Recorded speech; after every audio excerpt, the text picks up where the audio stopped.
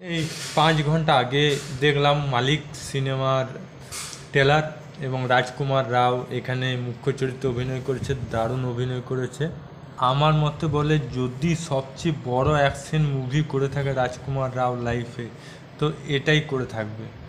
কারণ এই মুভিতে রাজকুমার রাও যে ভারী ভারী ডায়লগ দিয়েছে, মানে বলার কিছু নেই। মালিক নেই হুয়া তো ক্যা হুয়া, মালিক বন তো সকতা হুঁ। তারপর আরও অনেক ডায়লগ আছে যে আমাকে বিধায়ক হতে হবে, বিধায়ক হতে গেলে বিধায়ককে কীভাবে সরাতে হয় সেটাও আমি জানি। তারপর শেষ দিকে যে ডায়লগগুলো আছে যে এত গুলির বর্ষা করো যাতে আমাদের কোনো প্রদেশে, আমাদের কোনো রাজ্যে এরকম গুলি বর্ষণ হয়নি। তো যে ডায়লগগুলো রয়েছে ভারী ভারী ডায়লগগুলো খুব সুন্দরভাবে ডায়লগ ডেলিভারি সাজানো হয়েছে, এই ব্যাপারে কোনো সন্দেহ নেই। প্রসেনজিৎকে পুলিশের চরিত্রে খুব সুন্দর মানিয়েছে।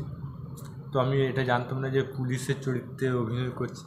তো প্রসেনজিতের সাথে মানে রাজকুমারের টক্কর হবে এই ট্রেলারে। তো আমার তো খুব ভালো লেগেছে, বিশেষ করে ডায়লগ ডেলিভারি আমার খুব ভালো লেগেছে রাজকুমার রাও। আর রাজকুমার রাও এটাই মনে হয় সবচেয়ে আমি প্রথমবার কোনো অ্যাকশন মুভি দেখছি। আর শেষ সিনে যে 4টা লোককে ফাঁসি দিচ্ছে ওই সিনটা, বাপ রে বাপ, হাতের লোম খাড়া হয়ে গেছে। মানে এত মানে কঠিন ট্রেলার করেছে, খুব খতরনাক ট্রেলার করেছে, মানে বলে বোঝাতে পারবো না। মানে ট্রেলার থেকে চোখ সরানো যাচ্ছে না এমন ট্রেলার করেছে।